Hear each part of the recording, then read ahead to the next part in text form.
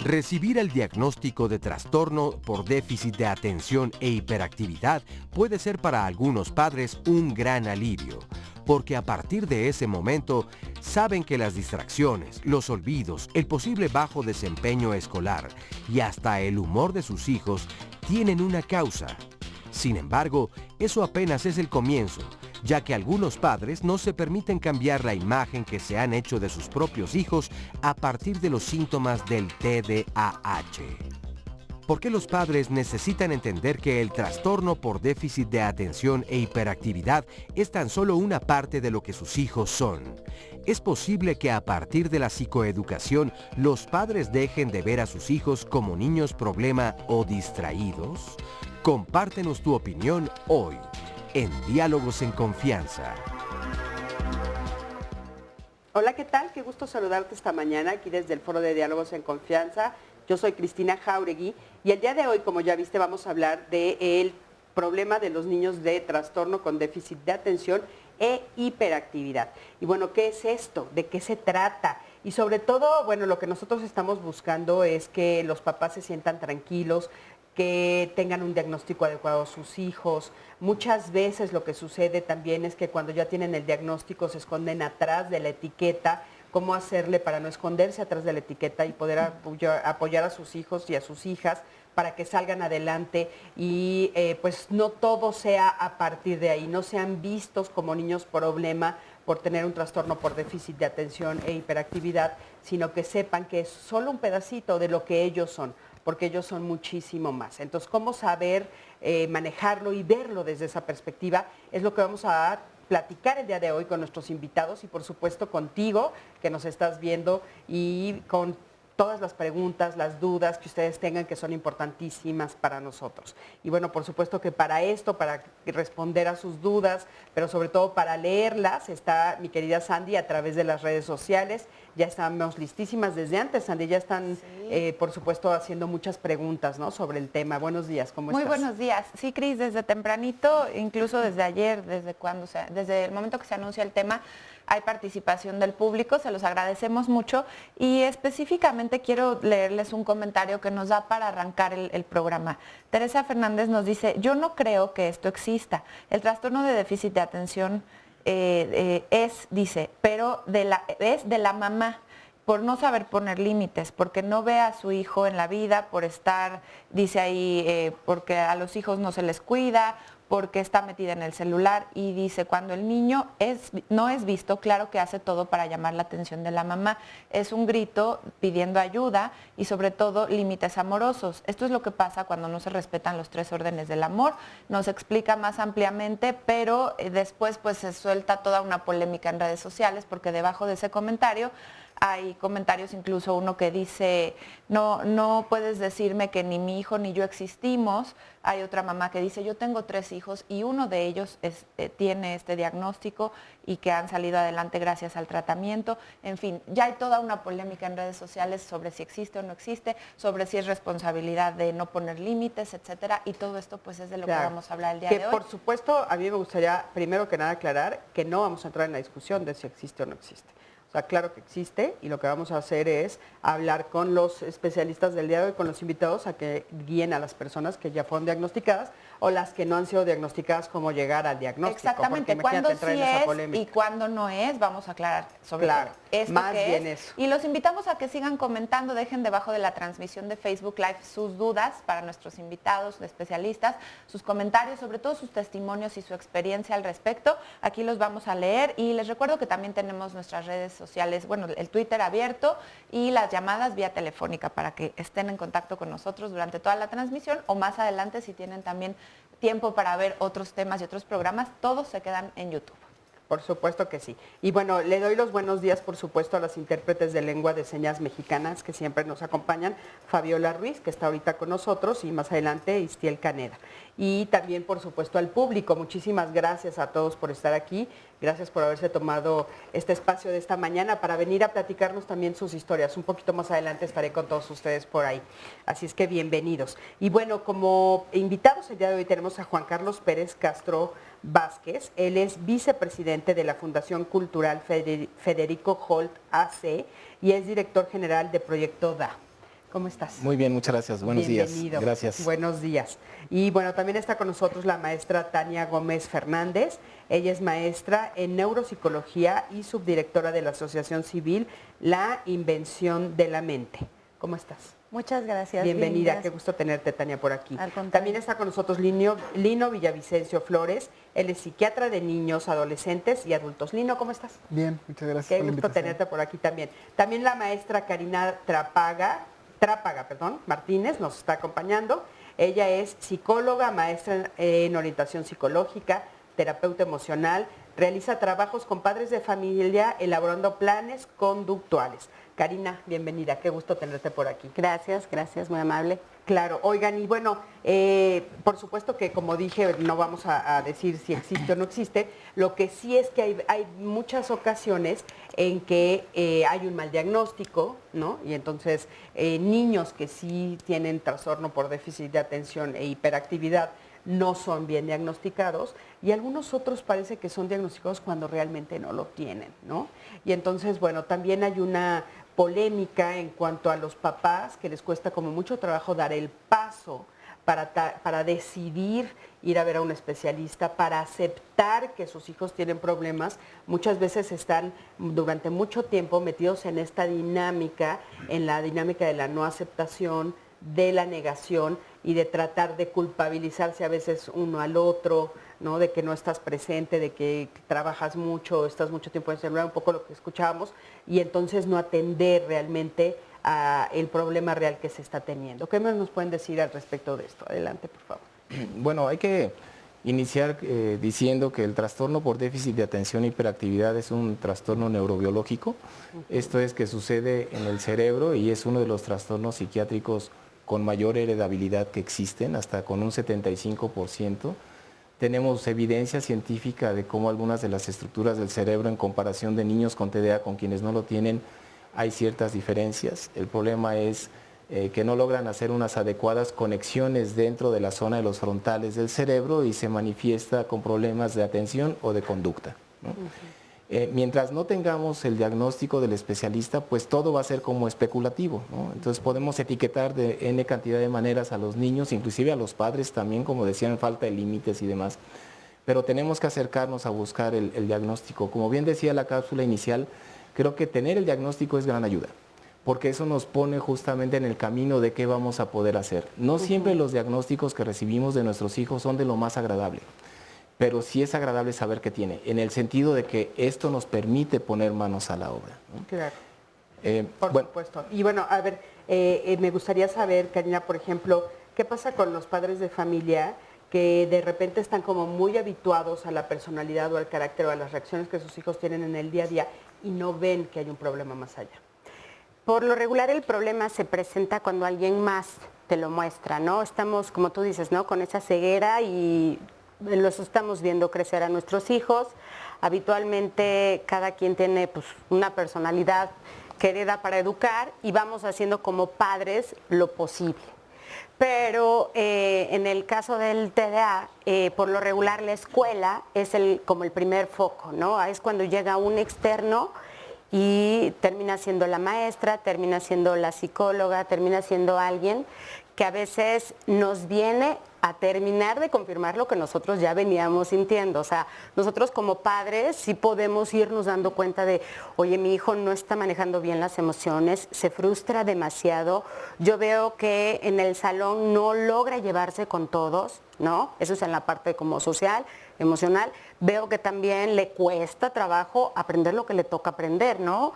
Es el que está sentado hasta atrás, el que no pela. Entonces, puedo ir viendo muchas cosas que me van dando como algunos flashes, pero por lo regular es un externo el que a veces llega a confirmar lo que yo ya venía pensando. Claro, y eso es a veces durísimo, ¿no? Y bueno, ahí sucede lo mismo cuando los hijos tienen hiperactividad. Es un poco diferente. A ver, en esa parte tendríamos que como aclarar un poquito qué es el TDA, ¿no? ¿Qué comprende el trastorno por déficit de atención? Y comprende 3 ejes dentro de su diagnóstico. Uno son los síntomas de inatención, que tiene que ver con distracción, con cometer errores por no poner atención a los detalles, perder objetos, entre otros. Otros son los de hiperactividad, que tienen que ver con pues, mucho movimiento en general, y otros con los de impulsividad, ¿no? Tener problemas para poderse frenar en algunos momentos, y entonces son niños que de repente tienen muchas fracturas o se suben a árboles y no se pueden bajar por la misma impulsividad que tienen. Esto, perdón Lino, pero un poquito para puntualizar, esto que dices de mucho movimiento, cuando es hiperactividad, o sea, ¿te refieres a mucho movimiento del cuerpo, movimientos repetitivos, o qué tipo de movimiento? No, más bien la hiperactividad habla acerca del niño moviéndose como si tuviera un motor por dentro, ¿no? Que se sienta, se para en su asiento. Comúnmente los que son menos graves pueden estar como removiéndose todo el tiempo, como si no pudieran estar quietos un momento, o estar separando, o de repente si están parados están como péndulos de un lado para otro, como constantemente en movimiento, ¿no? Y esa es nada más una de las partes del trastorno por déficit de atención. Lo que sí es cierto es que en el caso de los niños con hiperactividad es una de las partes que más se ven, ¿no? Uno ve comúnmente cuando hay mucho movimiento por parte de un niño, y también la impulsividad por momentos genera como muchos problemas, porque puede haber niños que tengan trastorno por déficit de atención que no presenten hiperactividad y que únicamente tengan los problemas de inatención. Y comúnmente estos chavos con problemas de inatención vamos a ver el problema hasta que la exigencia del medio sea lo suficiente para vencer como la inteligencia que está como en el momento equilibrando. O sea, si el niño es muy inteligente, a lo mejor y no vamos a notar los datos de inatención hasta ya muy entrada en su vida escolar, hasta tal vez incluso como la preparatoria o la universidad, aunque algunos datos ya están presentes desde la vida temprana, porque es un trastorno del neurodesarrollo. Es un trastorno que está estrictamente dicho, está instalado desde el inicio de la vida, y como mencionó Juan Carlos, tiene una heredabilidad muy alta. O sea, es muy común que alguno de los padres tenga déficit de atención, y eso a veces hace que el diagnóstico se retrase un poco, porque si el papá tenía déficit de atención y el hijo tiene déficit de atención, pues uno ve la situación como común, Hasta cierto punto normal. Dijiste que cuando hiciste la puntualización de, bueno, se mueven mucho, ves mucha actividad en el menor grado. ¿En el mayor grado? En el mayor grado puede haber muchísima impulsividad. Los síntomas de hiperactividad e impulsividad muchas veces vienen como de la mano. Entonces puede haber mucha impulsividad, incluso puede ya empezarse como a meter un poco los problemas de conducta, problemas como de conducta desafiante con los padres, como de tener problemas con otros compañeros en la escuela porque puedan llegar a tener problemas de conducta, ¿no? Como tal. Entonces, ¿qué pasa con el sueño? Ok, el sueño comúnmente puede estar o puede no estar afectado. O sea, en algunos casos sí, en otros casos no necesariamente. Lo que es muy común es que tengan problemas con las fases del sueño, que duerman muy tarde, pero al mismo tiempo despierten muy tarde. O sea, propiamente dicho, no tener insomnio, pero no querer dormir temprano a los tiempos. Y eso tiene que ver con los ritmos biológicos que tienen los niños con déficit de atención. Son como un poco retrasados en esta parte de los ritmos. Híjole, difícil cuando eres papá, ¿no? Porque de repente, bueno, pues hay que tener como ciertos horarios porque la cultura te lo exige, ¿no? Entonces, qué difícil. Y entonces, bueno, ¿por qué los papás deben de darse cuenta que aunque están pequeños, pues deben de poderse desarrollar en estas dos áreas, que serían el área familiar, pero también el área social y escolar, y etcétera, para poder entender que, bueno, si en alguna de las áreas algo está fallando, hay que poner atención? Pues la importancia radica en que toda vez establecido el diagnóstico, se facilita la comprensión de que no es una cuestión voluntaria del niño, ¿no? está sostenida, como lo mencionan acá, en procesos neurobiológicos y maduracionales cerebrales desde las etapas muy tempranas del desarrollo. Y además, esa problemática incide sobre las vías que regulan procesos perceptuales y procesos cognitivos complejos. Entonces, eso hace más complejo todavía el diagnóstico, porque no hay una afectación en las funciones cognitivas básicas, sino es más en toda esta regulación de los procesos atentivos de la inhibición, cuándo debo mantenerme sentado, cuándo debo mantener control de mis piernas, por ejemplo. O sea, podríamos decirlo de una manera que pudiéramos entender todos los papás que no nos dedicamos a esto, por ejemplo. O sea, por más que yo le diga y por más que yo le exija y por más que yo lo castigue, va a seguir moviendo las piernas. Exactamente, exacto. No está sometido al control voluntario del chico. ¿Y es todo el tiempo? Es todo el tiempo. Hay situaciones en las que se agudiza más. De hecho, como parte del diagnóstico, el requerimiento es que estas conductas disruptivas o estas conductas inatentas se presenten en 2 o más contextos de la vida del niño. Entonces, principalmente se observa en el ámbito familiar, en las relaciones sociales y ya cuando inician el proceso de educación en el escenario académico, ¿no? Y sí es importante señalar que si bien son conductas que se pueden presentar en la mayoría de los niños pequeños, que se ha complicado mantenerlos sentados, ¿no? por mucho tiempo, o pedirles que guarden silencio, o que no interrumpan por mucho tiempo, en los niños con TDA es marcada la conducta, son marcados estos síntomas. O sea, podríamos decir que la diferencia es que una de las diferencias es, bueno, yo puedo tener un hijo que sea muy juguetón, pero en el momento que le pongo un alto sí lo realiza. Y un niño que tiene trastorno, que podría tener trastorno por déficit de atención e hiperactividad, no acabaría obedeciendo la orden. Es más complicado porque todas estas conductas subyacen a procesos de monitoreo. Entonces tienen una complicación para poder autorregular su conducta. Si nosotros brindamos algunas claves externas a los niños que no tienen padecimiento, pues estamos dando un apoyo para que puedan regular su conducta. En el caso de los niños con déficit de atención, con o sin hiperactividad, es más complicado que sean sensibles a esas señales. Con eso nos quedamos, vamos a un corte, en un momentito regresamos.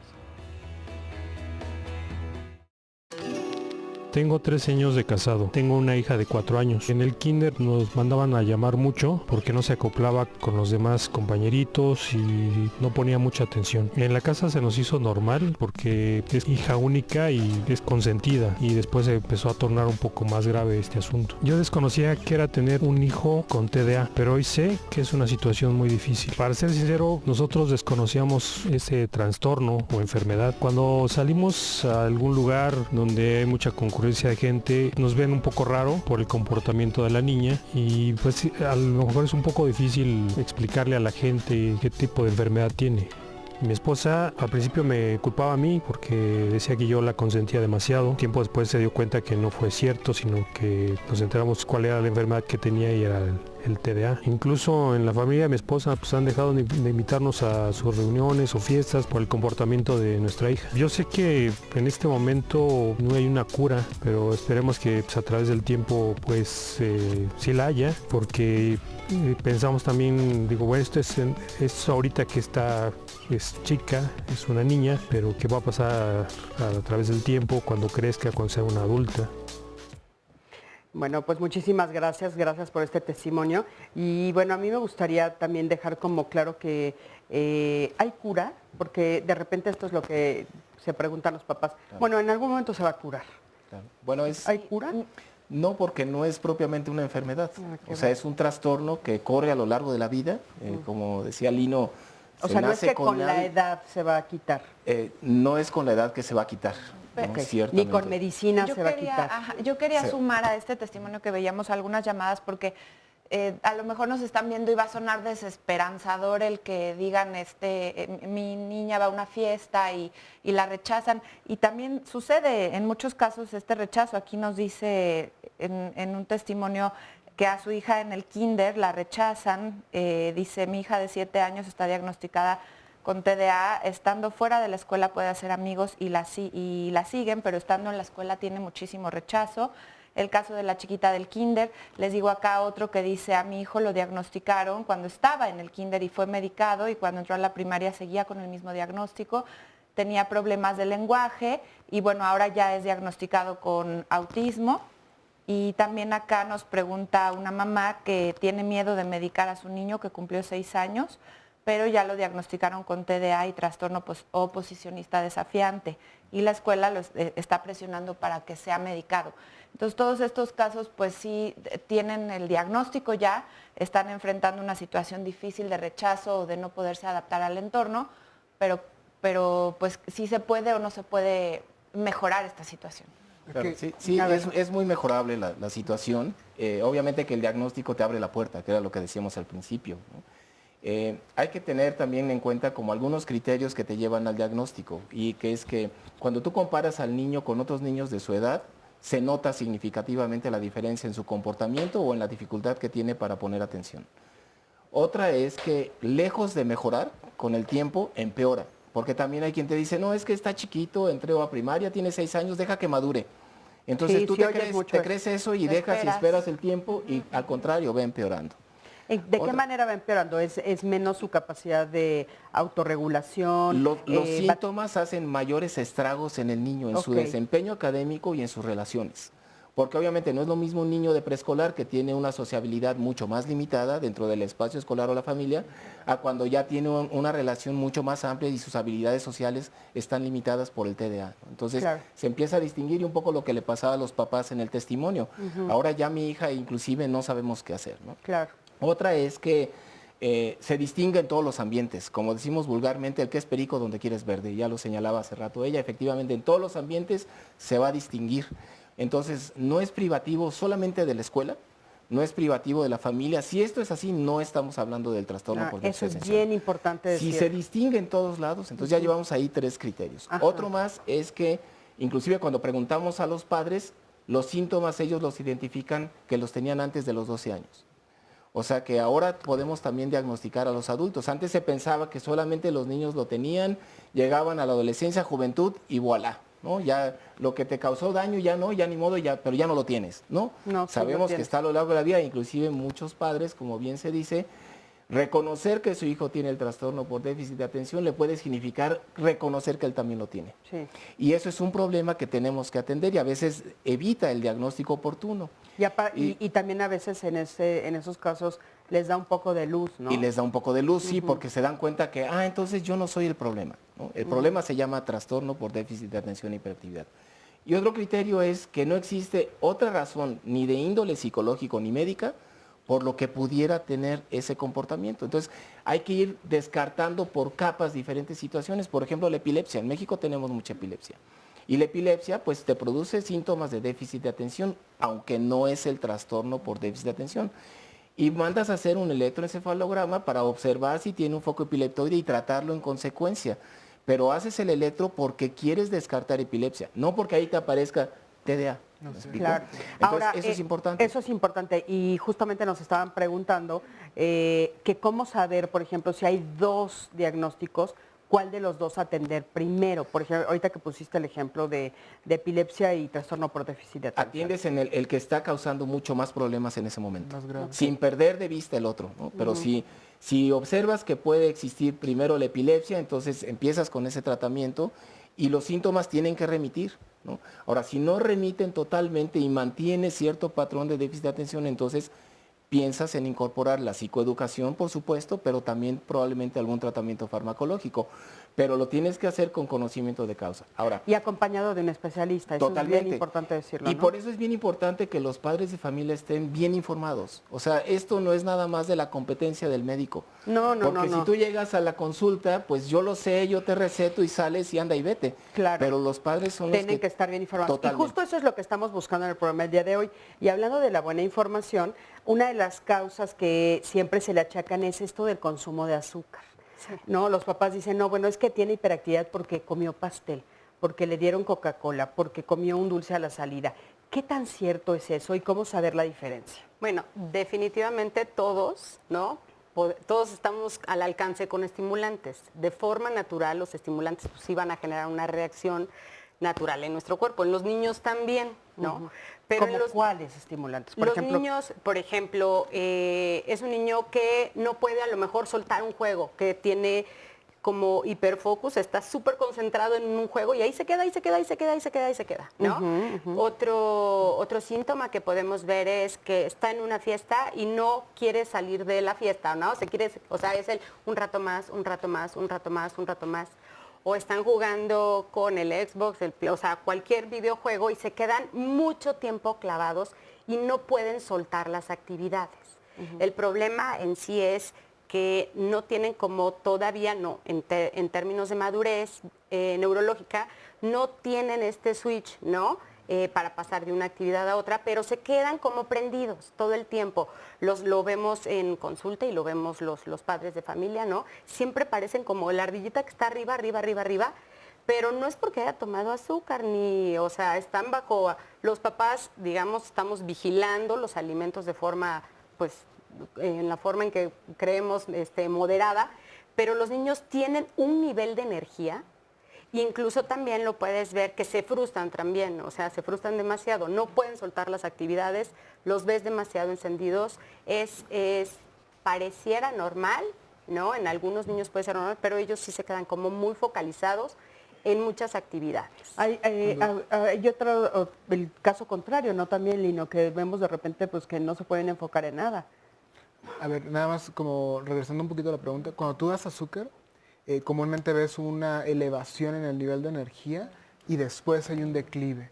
Y es que se puede dar como tal vez como a la hora más o menos cuando ya esto se ha metabolizado y el nivel de glucosa en la sangre regresa a los niveles normales, tú ves una caída e incluso puedes llegar a ver como un cansancio después de este nivel de estimulación muy fuerte. A ver, para traducírselos a los papás, por ejemplo, se tomó un vasito de Coca-Cola o una paleta, entonces de repente lo normal es esperar, inclusive nosotros como adultos, ¿no? Que a veces decimos, bueno, me estoy durmiendo, me tomo un dulce y pues, puedo aguantar otro rato, ¿no? Entonces agarras un poquito de energía y después vuelve a bajar. ¿Qué pasa con los niños con TDA? Siempre están arriba. Siempre están arriba. Son niños incansables, no se cansan comúnmente, entonces... No llegan a estos estados de como dices tú, de relajación donde ya quieren irse a dormir o... No, ellos siguen. Y tampoco vas a ver un aumento, ¿no? Tampoco vas a ver que de repente está como tranquilo y aumenta como el nivel de energía, sino que siempre se mantiene arriba. Sí, la razón no va a ser que se tomó la paleta o la Coca-Cola, claro. Sino que están generalmente. Ahora, como efectivamente hay un problema de neuroconducción y la glucosa, bueno, favorece también dentro del cerebro las conexiones. Entonces, de alguna manera, sí hay un deseo de ingerir ciertas sustancias estimulantes que pueden ser los dulces y desafortunadamente en los adultos puede ser otro tipo de sustancias, alcohol, marihuana, inclusive cocaína. ¿Por qué? Porque necesitas que haya esa conexión. Entonces, no es algo totalmente consciente, pero puede ser. No quiero decir que todos los casos van a terminar con problemas de adicciones, no, pero hay un elevado riesgo para que pueda suceder y esto también es importante. Justo tengo un testimonio de marihuana, creo que sí. Dice, espero sirva mucho mi testimonio. Mi hijo fue diagnosticado hasta los 20 años cuando estaba en una crisis por consumo de drogas y fue terrible enterarme y no haber podido hacer nada. En consumo de drogas pone específicamente marihuana. Y dice, desde la escuela primaria supe que no era burro, ni tonto, ni necio. En las escuelas no hay un modelo para tratar a los niños con este trastorno. Hoy a la fecha ha recaído en este consumo y por buscar calmar la ansiedad, él no quiso medicarse en su momento, ya tiene otros trastornos, comorbilidad, pone entre comillas, y ataques de pánico y siempre tiene ansiedad. Yo no lo tengo cerca porque ya es adulto y dice que ella se ha capacitado mucho en el tema y dice el día de hoy, si saben que su hijo tiene TDA, atiéndanlo, no saben el sufrimiento y el dolor que pueden ahorrar a toda la familia. Muchas gracias por este testimonio. Un poco nada más dando respuesta a esa parte, creo que, y conforme a la cápsula que vimos, si algo tiene el TDA en particular es que el pronóstico tiende a ser bastante bueno cuando es tratado. Los pacientes que encuentran un beneficio por el tratamiento es muy alto. En psiquiatría de repente no vemos pronósticos tan buenos como estos. Entonces, sí, la ¿Cuál, oportunidad... cuál sería? O sea, haz de cuenta, ¿cuál sería el cambio que yo vería si mi hijo está bien tratado?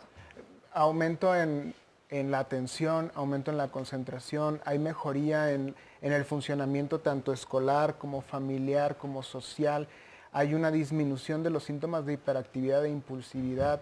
Entonces realmente es como corregir algunos los síntomas que está teniendo, los criterios que está teniendo, y eso le genera mucha como mejoría en el momento del tratamiento. Pero no solamente esa parte, sino también el hecho de que cuando uno crece con problemas de atención e impulsividad, comúnmente su personalidad se va marcando por un montón de etiquetas, como de eres mal portado, no sabes hacer las cosas, eres un burro, y eso va generando que el camino de la personalidad del chavo vaya teniendo como muchos parches, y eso también se puede como mejorar muchísimo con el tratamiento. Ahora, lo que sí me gustaría puntualizar de esto que estás diciendo, Lino, es que no es solo con que me den el tratamiento, porque de repente los papás podemos creer que es como tal vez como arte de magia, o sea, ya me avisaron, ya sé lo que tiene, entonces ya lo voy a poder tratar. Es más bien seguir la recomendación del especialista, a ir a las terapias, ir acompañado del especialista, inclusive si se necesitan medicamentos también, hacer caso de eso, ¿no, Claro, Lino? incluso por eso la psicoeducación es también tan importante, porque al final si no hay como cambios en los padres alrededor de la crianza, van a seguir estos parches ahí como puestos, ¿no? Claro. Y ahora, en cuanto a la parte de curación, nada más como recalcando, sí, como tal no hay una curación, pero la realidad es que sí, conforme va creciendo el individuo hacia la vida adulta, puede haber una atenuación de algunos de los síntomas e incluso puede llegar a haber remisión. O sea, si alguien empezó con problemas de inatención a los 10 años, empezó a ser tratado a los 14, posiblemente a los 20, 22 años no necesite un tratamiento. O sea, tampoco nos quedemos con la idea de que un niño que es tratado por trastorno por déficit de atención toda la vida va a tomar medicamento. No, cada caso es muy particular. Claro, eso es como muy importante también tenerlo sobre la mesa, ¿no? Decir, bueno, sí hay en el momento que se atiende. Ahora, me gustaría que veamos el siguiente testimonio y aparte de comentarlo regresando, que ustedes también nos dijeran qué cambios pueden hacer los papás a nivel familiar o de qué manera tendrían que educar a un niño que ya fue diagnosticado para que de veras pues se vea esto que estás diciendo, ¿no? Una mejoría significativa. Pero acompáñame a ver el siguiente testimonio. Cuando me casé, yo tenía 20 años, mi esposa tenía 17 años y nos esperamos 5 años para poder embarazarnos de nuestro hijo. Nuestro hijo actualmente tiene 14 años, va a la secundaria. Nos empezamos a dar cuenta que nuestro hijo pues era muy hiperactivo, entonces pues tratábamos de llevarlo a algunas actividades para que él sacara toda su energía y llegara a casa como pues ya cansado, pero actualmente pues hemos notado que pues no hay como esa mejoría. Eso no fue todo, sino que ya era rebelde, ya era muy contestón, les hablaba mal a los maestros, nos mandaban a hablar a cada rato a la escuela. Lo que hicimos fue acudir al doctor. Como es hijo único y lo consciente, pues dijimos, pues es parte de la adolescencia, no hicimos como mucho caso, hicimos caso omiso a lo que nos dijo el doctor. Y pues sí, hasta que tuvo que pasar algo realmente grave entre él y mi esposa, y pues ahí fue donde explotó y nos dimos cuenta que pues sí, en realidad nuestro hijo no lo queríamos asimilar y pues tenía TDA. Yo le echaba la culpa a mi esposa porque pues ella se queda en casa y yo llegaba a trabajar y pues era queja tras queja tras queja, pero pues hasta que nos dimos cuenta que no, que en realidad no era eso. Y pues en algunas ocasiones mi hijo se acerca y me ha dicho que pues él no entiende por qué es así, que él no quiere ser así, llorando, que qué hace, y pues para nosotros es un poco difícil porque en realidad pues uno no sabe pues qué decirle o cómo actuar, y pues mientras me tenga a mí y a su mamá pues no le va a faltar nada, pero sí es un tema difícil porque el día que nosotros pues ya no estemos con él, pues va a ser muy complicado, va a ser muy difícil para él, cómo va a ser su reacción hacia las otras personas, o sea, o si inclusive se llega a casar, cómo vaya a ser él con sus hijos, cómo vaya a ser él con su esposa, o sea, es muy muy complicado. Nosotros porque somos los padres lo entendemos, pero la demás gente no lo va a entender. Muchas gracias por este testimonio. También aquí nos comparte Elsa su historia. Dice, tengo 23 años, Estoy diagnosticada desde los 5 años y mi abuela tiene el trastorno, mi mamá también. Nunca quiso medicarme, me llevó a una escuela especial, me metió a actividades como piano, canto, ballet, teatro. Hoy sigo cantando y terminé mi carrera. Ella me explicaba que es un estilo de vida, que aprendemos diferente, el cerebro trabaja diferente. Y dice, apoyen a sus hijos, no trabajamos bajo presión y mostramos falta de interés, aunque nos guste lo que hacemos. Después de 15 minutos de estar atentos, si no son dinámicos los maestros nos pierden. Puedo estar hablando de un tema y cambio abruptamente a otro. Es común distraerme hablando y preguntar en qué me quedé, porque ya no lo recuerdo. Ahí nos queda, también dice, soy extrovertida. Ahí nos quedan algunas de las características que nos comparte y seguimos leyendo sus historias regresando de este corte.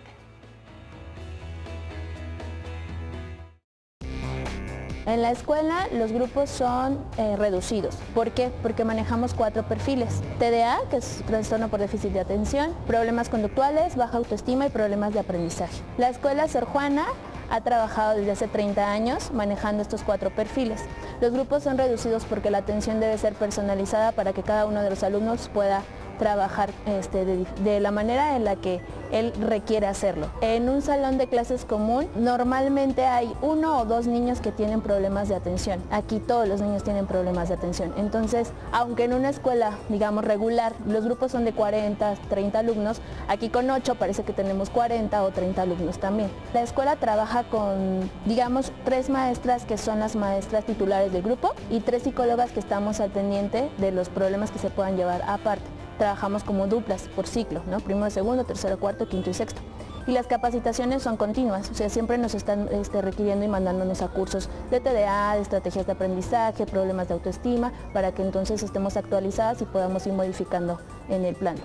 En la escuela tenemos 3 niveles educativos, primaria, secundaria y bachillerato. La frase o el eslogan de la escuela es educar para la vida. Muchas veces lo que a lo mejor a algunas personas les preocupa es que el alumno saque 10 o lleve buenas calificaciones. Lo que a nosotros nos preocupa es que el alumno pueda enfrentarse después de la escuela a la vida. ¿Cómo? Nosotros les brindamos las herramientas necesarias para que ellos puedan enfrentarse allá afuera a todo lo que les espera después de esto.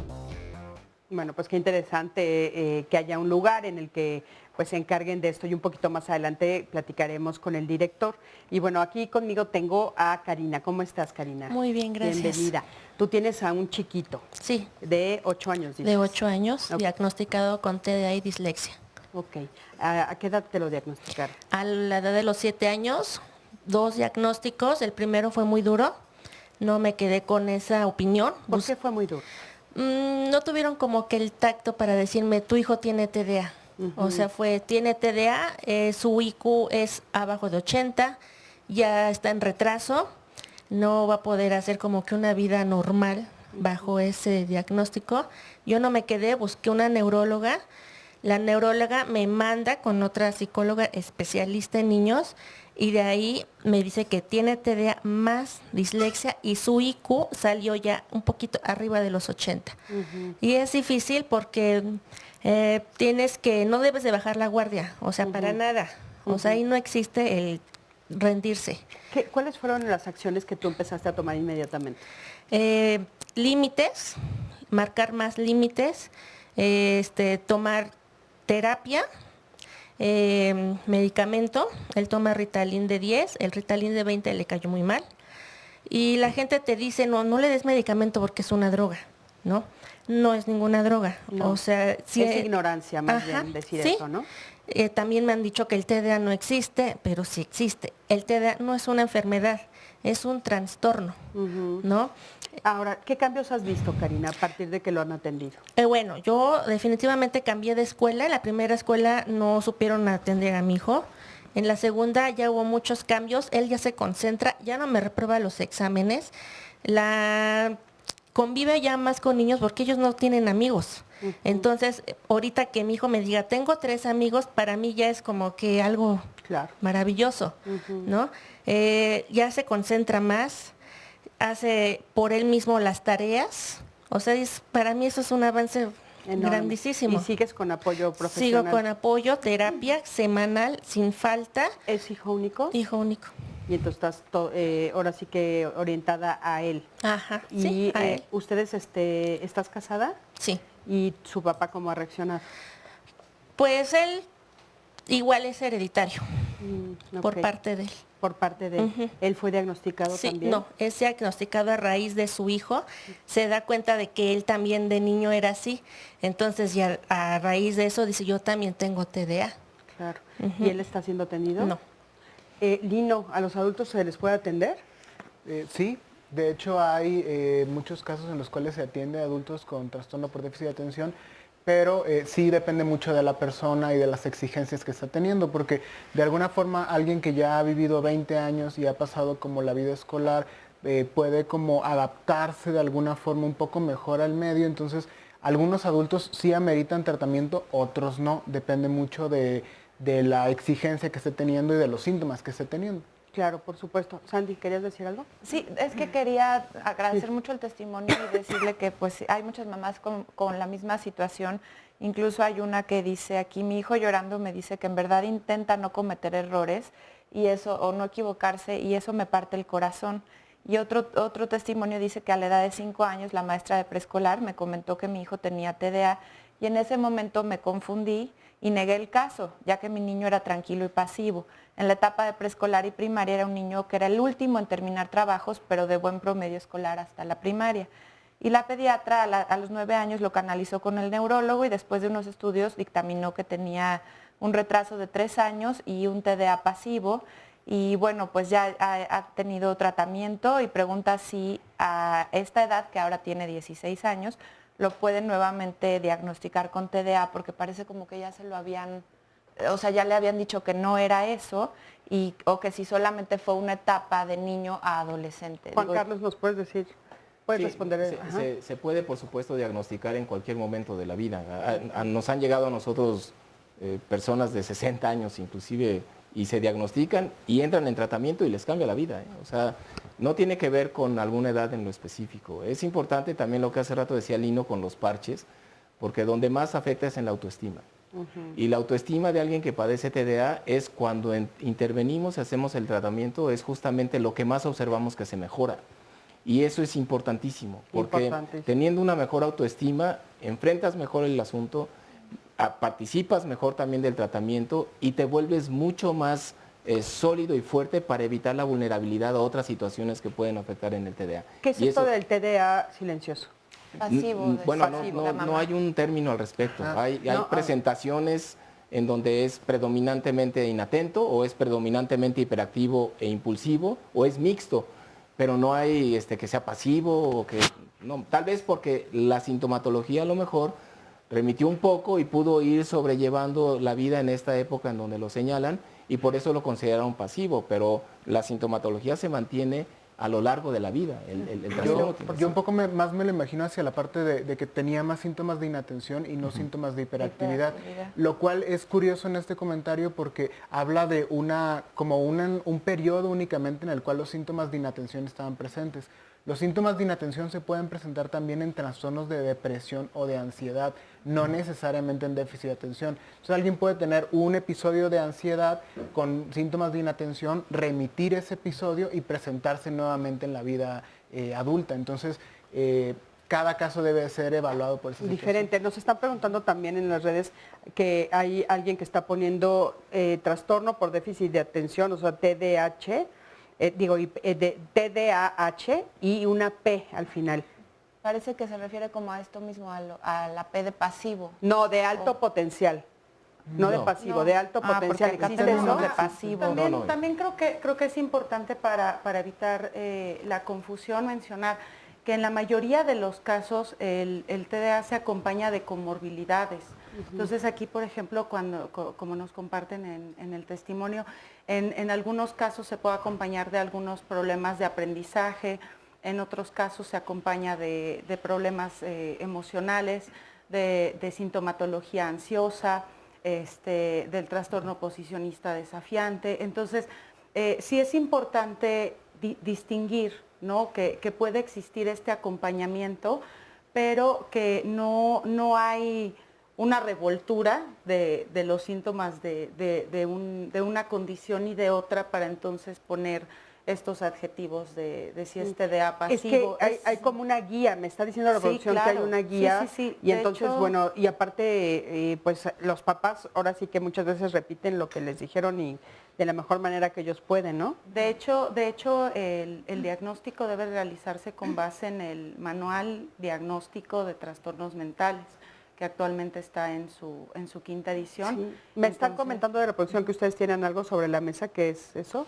¿Lino? No, es una guía de tratamiento, una guía clínica de tratamiento para el trastorno de déficit de atención, la cual fue hecha en el Instituto Nacional de Psiquiatría y que habla más bien acerca de los pasos que son necesarios para iniciar como el tratamiento, cuándo es tratamiento de tipo farmacológico, cuándo las intervenciones tienen que ser adicionadas con una intervención psicoterapéutica también. Muy importante. ¿Ese dónde lo pueden localizar? Este es un material que se hizo en el Instituto Nacional de Psiquiatría y que en realidad no hay como a la venta al público porque es más bien como material especializado. Ok, muchísimas gracias. Pero, perdón, está disponible en la página del instituto, aunque sí tiene sí. una orientación más hacia el clínico, pero creo que, bueno, también nosotros, por ejemplo, en el proyecto DA tenemos mucha información que puede ser accesible para los padres, justamente. Perfecto. Porque, ¿A través de las redes de ustedes? A través de las redes de nosotros, y tenemos pláticas de orientación, cursos para padres, justamente la información que no puede brindarse por el tiempo corto que hay en la consulta del consultorio, se da en estas sesiones a los padres de familia y se vuelve en un coadyuvante súper importante tanto para el diagnóstico como para el tratamiento. Entonces, por supuesto, porque quitar la ignorancia que está en torno de todo eso ayuda muchísimo. Así es. A ver, por acá tenemos a Viviana. Vivian. Vivian, ¿cómo estás, Vivian? Muy bien, gracias. Tú también tienes un hijo diagnosticado. ¿Qué edad Sí, tiene tu hijo? Mi hijo tiene 10 años, él tiene TDA H5 con impulsividad. Él lo diagnosticaron por necesidad a inicios de primaria. ¿Cuáles eran los síntomas que él presentaba? Realmente decían que él era agresivo, aunque él no lo hacía al drede, el tipo de juego era muy violento. Él quería ser siempre el primero en subir a la resbaladilla, en estar en los columpios, quería que fuera más atrevido el asunto. Y muchas veces él sí se llegó a lastimar, no de gravedad, pero sí se lastimaba, tenía, no sé, torceduras, escalaba, brincaba, sin medir las consecuencias. No tenía, por más que le ponemos límites, no tenía esos límites él.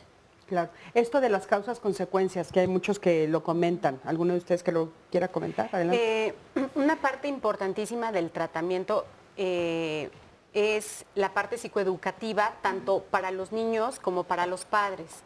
En términos de los padres, lo que hacemos es como una reingeniería, es volver a revisar todas las reglas de cómo las aplicaban, ¿no? Porque cuando ya llegan a consulta es porque los padres ya están rebasados, ya utilizaron toda la artillería y todas las estrategias y todo lo que pudieron haber encontrado en el camino y no les ha funcionado. Y los papás llegan con un alto índice de frustración, cansancio, enojo, desesperación.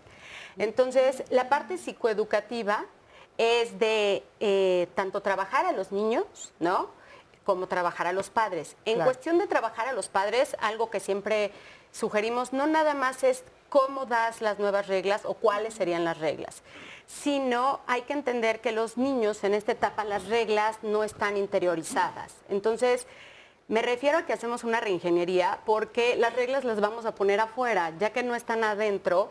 Vamos a trabajar un poco en casa como trabajamos en la escuela, que es poner reglas de 3 en 3 como un ejemplo, ¿no? O sea, si vas al baño, ¿cuáles serían, no? Pues prendes la luz, te lavas las manos, ¿no? Jalas la palanca y a lo mejor vamos poniendo afuera esta parte como de apoyar que las reglas que no están adentro empiecen a estar afuera.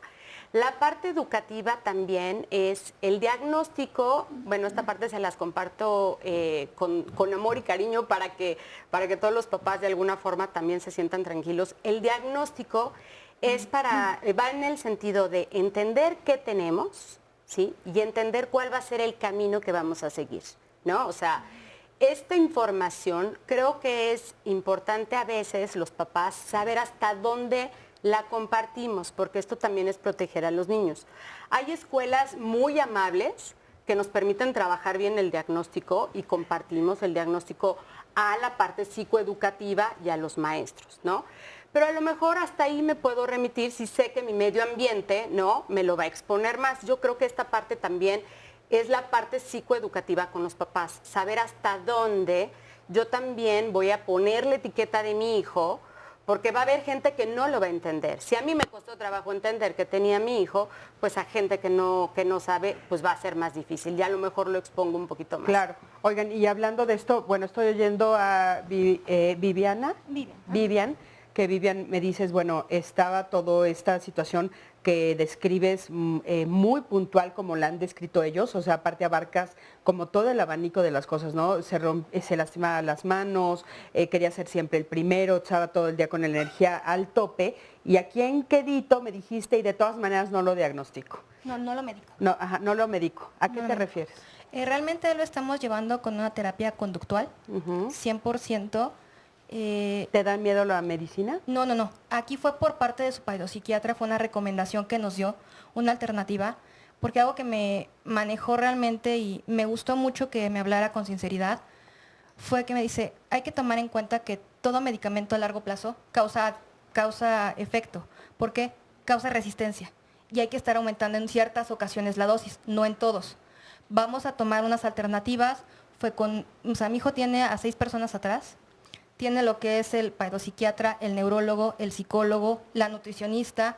Me tiene a mí de coach. Yo cambié todo mi estilo de vida. Me hice docente para poderlo entender, porque es muy, muy complicado también estar del lado de la maestra.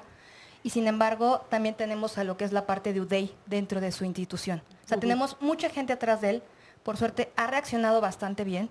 Mi hijo también, por cuestiones educativas, le hicimos un estudio. Él salió con un IQ de 120, que es lo que estamos realmente aprovechando al máximo, y le estamos enseñando a autorregularse sin necesidad de medicamento. Si en cierta situación en adolescencia, por hormonas o alguna situación externa, necesita medicarse, yo estoy en total disposición de hacerlo por su bienestar, porque no es por mí, es por él. Claro, es por él. Es que yo creo que esto es bien importante decirlo, Vivian, porque muchos papás que están ahí y en el transcurso de todos los años aquí que yo he estado en diálogos y haciendo estos programas, a lo que más miedo le tienen es a medicarlos. Y hay muchísimos que aunque sí les dicen los doctores, necesita medicina, dicen pues no, y no lo hacen, y entonces las consecuencias son terribles, ¿no? ¿Nos pueden hablar de ellas? Claro, sí. Perdón. Por ejemplo, sí es importante también rescatar lo que decía Lino en un inicio, que cada caso es único. Claro. Entonces, si se está llevando un diagnóstico dentro de un equipo de especialistas multidisciplinario y se opta por un plan de tratamiento en donde se omite, es ya con un respaldo en donde va a haber también una supervisión.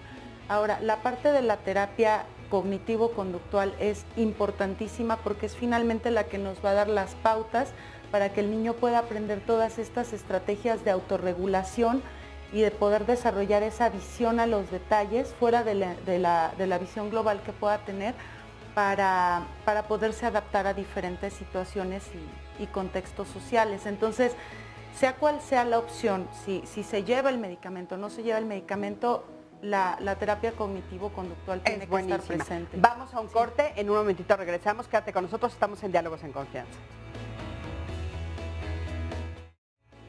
Muchas gracias por continuar con nosotros en Diálogos en Confianza. Estamos completamente en vivo el día de hoy hablando sobre el trastorno por déficit de atención con hiperactividad, TDA. Y bueno, estamos recibiendo todos sus comentarios y dudas al respecto. Lo invito a que mañana no se pierda. El tema va a ser ¿por qué no me quiero? ¿Ustedes alguna vez han sentido rechazo por ustedes mismos? ¿Se sienten como que algo no cuadra, le quisieran cambiar, no acaban por aceptarse? Bueno, esto tiene mucha relación con cómo lo vivimos desde niños. Muchas veces el entorno familiar no favorece que el niño crezca con autoestima, los propios padres no se quieren y esto se va transmitiendo a los niños. Son personas que han crecido en un ambiente en donde sus necesidades o sus sentimientos no son valorados o no son escuchados. Y de esto vamos a hablar el día de mañana, porque el amor propio, pues si no lo tenemos claro, podemos estar expuestos a diferentes abusos y a distintas situaciones en donde no nos sepamos defender. Todo esto mañana no se lo pierda, lo invito a que participe desde este momento con sus testimonios y sus preguntas y vamos a ver un resumen de lo que ya se dijo en el tema del día de hoy y después una cápsula con información importante. Trastorno por déficit de atención e hiperactividad es un trastorno neurobiológico. Esto es que sucede en el cerebro y es uno de los trastornos psiquiátricos con mayor heredabilidad que existe. Tenemos evidencia científica de cómo algunas de las estructuras del cerebro en comparación de niños con TDA con quienes no lo tienen, hay ciertas diferencias, que no logran hacer unas adecuadas conexiones dentro de la zona de los frontales del cerebro y se manifiesta con problemas de atención o de conducta. Mientras no tengamos el diagnóstico del especialista, pues todo va a ser como especulativo. Tener el diagnóstico es gran ayuda, porque eso nos pone justamente en el camino de qué vamos a poder hacer. No siempre los diagnósticos que recibimos de nuestros hijos son de lo más agradable, pero sí es agradable saber qué tiene. Si el papá tenía déficit de atención y el hijo tiene déficit de atención, pues uno ve la situación como normal. El sueño comúnmente puede estar o puede no estar afectado. O sea, en algunos casos sí, en otros casos no. Lo que es muy común es que tengan problemas con las fases del sueño, que duerman muy tarde, pero al mismo tiempo despierten muy tarde. Cuando tú comparas al niño con otros niños de su edad, se nota significativamente la diferencia en su comportamiento o en la dificultad que tiene para poner atención. Lejos de mejorar, con el tiempo empeora. Los síntomas hacen mayores estragos en el niño, en su desempeño académico y en sus relaciones. Ahora podemos también diagnosticar a los adultos. Antes se pensaba que solamente los niños lo tenían, llegaban a la adolescencia, juventud y voilà. Muchos padres, como bien se dice, reconocer que su hijo tiene el trastorno por déficit de atención le puede significar reconocer que él también lo tiene. ¿Cuál sería el cambio que yo vería si mi hijo está bien tratado? Aumento en la atención, aumento en la concentración, hay mejoría en el funcionamiento tanto escolar como familiar como social. Tampoco nos quedemos con la idea de que un niño que es tratado por trastorno por déficit de atención toda la vida va a tomar medicamento. No, cada caso es muy particular.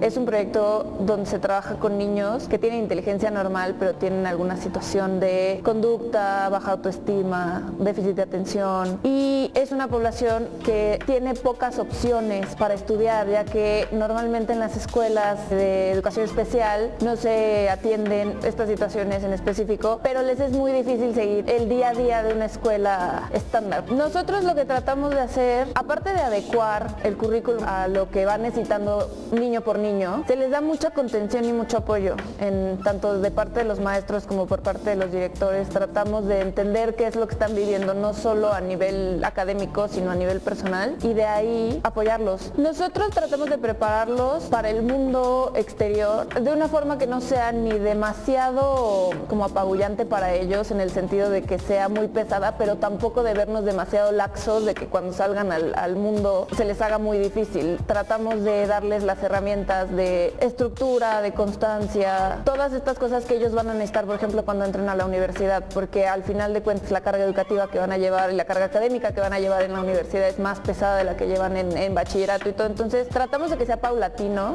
empezando desde primero de secundaria hasta sexto de bachillerato, ir incrementándoles la carga académica de una forma que no los frustre. Lo más difícil que me he enfrentado es hacerlos creer y convencerlos de que sí pueden, de que a lo mejor lo tienen que hacer de una forma diferente, pero que sí pueden y que al final de cuentas son niños súper capaces y son niños súper valiosos que tienen toda la capacidad para hacer lo que ellos quieren. A veces lo difícil es convencerlos de que sí pueden. Importante convencerlos de que sí pueden. Y bueno, por aquí tengo a Judith. ¿Cómo estás, Judith? Muy bien, ¿y tú? Bien, también, gracias. Bueno. Oye, tú tienes un chiquito, ¿de qué edad? Tiene 4 años, va en preescolar 1. ¿Y qué fue lo que empezó a suceder que acudiste a tener un diagnóstico? Lo que pasa es que en el CENDI hubo muchos reportes en cuanto a su comportamiento. Su nivel académico estaba bajando mucho, no obedecía, impulsivo, de hecho golpeaba a las compañeras de clase. Entonces, ¿a dónde acudiste a pedir información y a que le hicieran los estudios adecuados? De hecho, lo están atendiendo en el Juan N. Navarro, paidopsiquiatra, neurólogo, y estamos con el equipo de la escuela, que es MIS, auxiliar y psicóloga. Estamos ahora sí que en conjunto. Y ya han estado a punto de medicarlo, nada más que ahorita ahora sí que estoy esperando a ver qué sale en encefalograma. Nada más que todo apunta que sí, porque al nivel académico, la impulsividad, no se concentra, la energía la tiene al borde, o sea, diario quejas que se portó mal, que ya pegó, que ya aventó los bloques, que no obedece. Entonces, pues ya la psicóloga me dijo que mañana estamos en espera de a ver qué pasa. Mañana les dan el diagnóstico. El diagnóstico con el encefalograma. Ya lo habían medicado. Oye, ¿y en tu casa también se porta igual? En mi casa también se porta igual. De hecho, tenemos el protocolo de límites, no respeta los límites. Ahora sí que estamos cambiando todo por él. Todo el ambiente está cambiando en torno a él. Ahora sí que abuelos, tíos. ¿Es tu primer hijo? Sí, es hijo único. Qué difícil, ¿no? Sí. De repente empezar con esta situación a tan temprana edad. Claro. Pero bueno, ¿te da esperanzas escuchar lo que nos han dicho? Que bueno, por supuesto que hay remisión. Claro, sí. Si se sigue el tratamiento y todo. Claro, o sea, yo estoy dispuesta a tratarlo, a medicarlo, a seguir apoyo conductual. De hecho, la psicóloga del CENDI me dijo que dependiendo en cuanto salga qué es lo que tiene, se va a llevar un plan a cabo a borde de ella y las misis. Muy bien, y muchísimas gracias. Mucho gracias éxito, a ti. Judith. Gracias por venir a contarnos. Y bueno, por aquí tengo a Miriam. ¿Cómo estás, Miriam? Hola, bien, gracias. Buenos días. Oye, tú también tienes un hijo que está diagnosticado. Sí. ¿Es niño? Niño. Fíjense, todos nos han tocado niños, ¿eh? Ahorita nos dicen ustedes por qué. ¿Y qué edad tiene? 7 años. ¿Cuándo fue diagnosticado? Bueno, primeramente a los 4 años con 3 meses diagnosticado con autismo leve y después 4 años, 9 meses ya con TDAH mixto, con impulsividad leve también. Ajá. ¿Y hoy qué edad tiene él hoy? Hoy ya 7. 7. ¿Y cómo ha sido el proceso? Bueno, ha sido difícil porque primeramente no le diagnosticaban TDAH. Entonces fue como insistir y buscar otras opciones para que ya lo diagnosticaran. Una vez que está diagnosticado, como no tenía la edad para medicarlo, eso me comentó el psiquiatra, pues busqué ahora sí que los métodos alternativos, ¿no? Como aromaterapia, llevarlo a actividades, y funcionaba. Entra ya a la primaria, bueno, el kinder, como 4 kinder, ¿no? Y hicimos un año de homeschool, porque nada más no. Entró allá a primaria, regular, pública, y ahí fue donde después de una crisis, porque no lo dejaron salir al recreo porque había contingencia ambiental, tuvo una crisis muy fuerte, mordió hasta la directora y todo parejo, se subió a las ventanas, y entonces ya acudimos otra vez al psiquiatra y entonces ya medicaron con Ritalin, pero no le caía bien. ¿Cambio? Sí, o sea, el cambio sí hubo, pero se ponía muy frío, muy frío, estaba como adormilado. Y fue todo un proceso hasta que ya llegamos a Concerta de 18 miligramos, que le cayó bastante bien. Y ahorita sí ya tolera estar en la escuela el tiempo completo de 2 a 6:30 de la tarde todos los días, porque iba como tiempo parcial y solamente 3 días a la semana. Fíjate qué importante ver ese cambio. Y bueno, esto también es importante decir que no siempre el medicamento a la primera va a funcionar. Hay que hacer este proceso. ¿Nos pueden hablar de eso? Porque muchos papás y muchas mamás dicen, bueno, es que yo ya le di la medicina, no me funcionó, no sirven. Y no siguen como este proceso de que a cada niño es diferente dosis, diferente medicina, les cae de manera diferente, etcétera. Así es, sí. Estamos acostumbrados a que cuando nos tomamos un medicamento cualquiera que este sea, tenga que haber una respuesta inmediata. Si es para el dolor, en media hora debemos de ya no tener dolor. Si hay fiebre, debe de bajar la fiebre. Si hay diarrea, debe de detenerse la evacuación. Y en el caso de los tratamientos psiquiátricos sucede igual. Los padres esperan, es más, casi un cambio de comportamiento y casi que hasta que les haga las tareas, ¿no? Un milagro. Un milagro de alguna manera. Y no, lleva un proceso. Finalmente sí es un medicamento que va a estimular las conexiones en el cerebro y hay que darle el tiempo suficiente para que pueda hacerlo. Este puede ser de 2 a 3 hasta 4 semanas en donde hay que ir muy en comunicación con el médico para acomodar la dosis correspondiente. Hay unas tablas que sirven para ir anotando día a día qué observa el padre y con esto brindarle la información al médico para hacer el ajuste de las dosis correspondientes. Claro. Sí es cierto que al principio puede tener como esto que comentaba de sentirse un poco más apático el chico y eso nos asusta a los padres de inmediato. Entonces decimos, no. Le vamos a quitar el medicamento. Y a ellos mismos, ¿no? Porque entre ellos comentan, es que estás drogado, es que no tienes tu personalidad como... O sea, entre ellos, entre los mismos chavos, son los comentarios que ellos reciben. Ya no eres el mismo. Y ellos dicen a su vez, es que no quiero que me cambie la personalidad también los papás lo dicen. ¿Esto qué tan cierto ¿Y es? cuánto tiempo tendría que pasar en este periodo de prueba o de adaptación para decir si un medicamento está funcionando o se le cambia por otro? Por eso, en una semana tú ya tienes información valiosa para ir ajustando o cambiando el medicamento. Ahora, lo que dicen de Ritalin y Concerta, la sal es la misma, es metilfenidato. Nada más que está cambiando el tiempo de duración en el organismo. Ahora, el metilfenidato tiene una gran ventaja, es pago por evento. Sí. O sea, tú das el tratamiento, te lo tomas, como decimos, te tomas el chocho y mientras está el chocho funciona.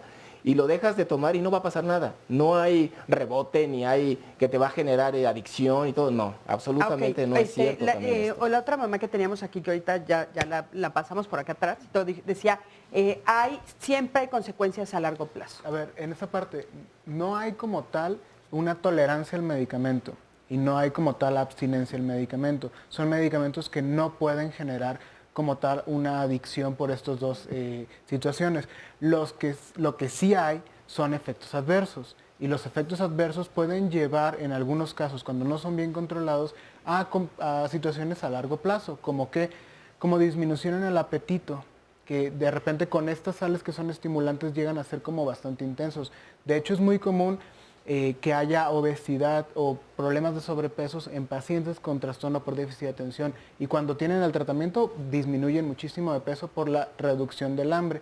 Y otro puede ser, puede haber problemas en el sueño, puede quitar el sueño el medicamento como tal, pero por eso es la importancia del tipo de sal, porque como decía con el metilfenidato sí es pago por evento, porque hay medicamentos que duran 4 horas, otros que duran 8 y otros que duran 12. Entonces si doy un medicamento de 12 horas a las 3 de la tarde, evidentemente el niño no va a dormir hasta después de las 4 de la mañana, ¿no? Entonces el control de la toma del medicamento, los tiempos sí deben ser muy específicos en este caso. Y tiene que ser de la mano de los doctores, lo voy a seguir insistiendo, porque si no, después los papás se confunden, ¿no?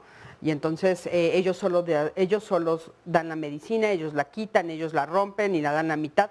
Ellos deciden y eso hay que saber que no hay que acompañarse de los especialistas siempre.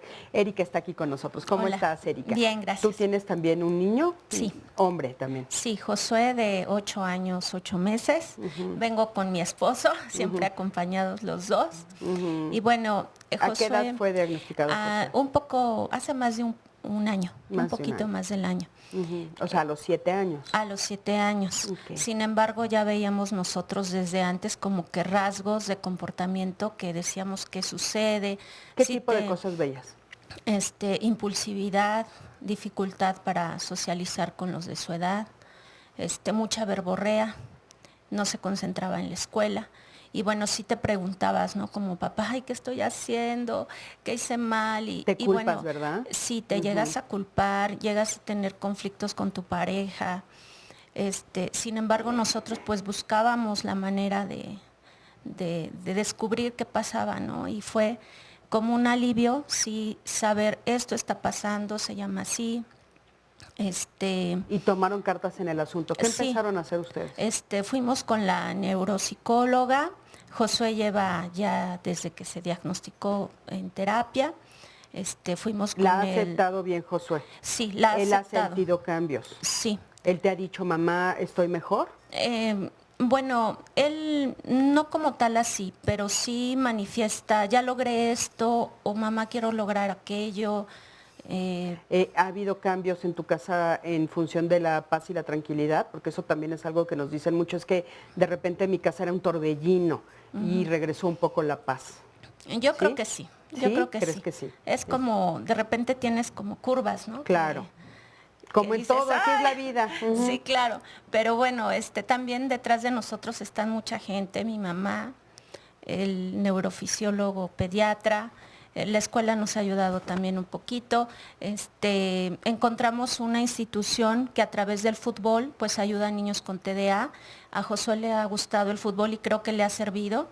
Los scouts, él entró a los scouts hace ya un poco más de un año y también, quiero decirles que esa también ha sido una alternativa importante como familia para fortalecernos. Claro. Porque sí es un proceso pues complicado a veces, ¿no? Claro, por supuesto, pero aparte ustedes son un ejemplo de que, bueno, siguen juntos, están atendiendo a tu hijo, etcétera. Y bueno, la pregunta sería si hay algo positivo del TDA, Lino. algo positivo del TDA, sí. Podríamos decir, hace rato hablaban había un comentario que leía Sandy acerca de una mujer que cantaba, ¿no? Hay que especificar los dos tipos de atención que hay. Hay un tipo de atención que se llama atención convergente y otro que se llama atención divergente. La atención convergente es la capacidad de enfocar todos los sentidos en un solo punto. Y ese es el tipo de atención que utilizamos para la escuela, ¿no? La atención divergente es la capacidad de ver las cosas que los demás no pueden ver. Y esto se utiliza mucho en situaciones de creatividad y de artes. Entonces, yo recuerdo un caso de un paciente que tenía 17 años, que era músico de conservatorio, y que decía, cuando quiero componer música, me sirve no tener el medicamento, pero cuando tengo que interpretar, necesito el medicamento para interpretar. Fíjate qué interesante. Entonces, ese era un ejemplo muy, muy bonito de cómo a veces puede tener algunas como situaciones en las cuales no necesariamente... Pueden haber algunas habilidades diferentes en esos casos, podemos decir. Claro. El problema es que a veces... Pero a mí me gustaría puntualizar que para llegar a ese punto, Lino, de esta persona que nos dices, hay que tener mucho conocimiento de lo que está sucediendo en su ser. Claro, porque la atención divergente, a veces aterrizarla es lo más difícil. Claro. Ajá. Claro, entonces hay mucho control. Oigan, yo quiero agradecerle a todas las mamás y a los papás que están aquí presentes y en contraste con un comentario que dice aquí las redes sociales, el diagnóstico de TDA es provocado por los papás, es provocado en la escuela y por quien lo diagnostica y habla mucho de que no se le ponen límites a los niños. Regresando se los leo para que hablemos sobre esto.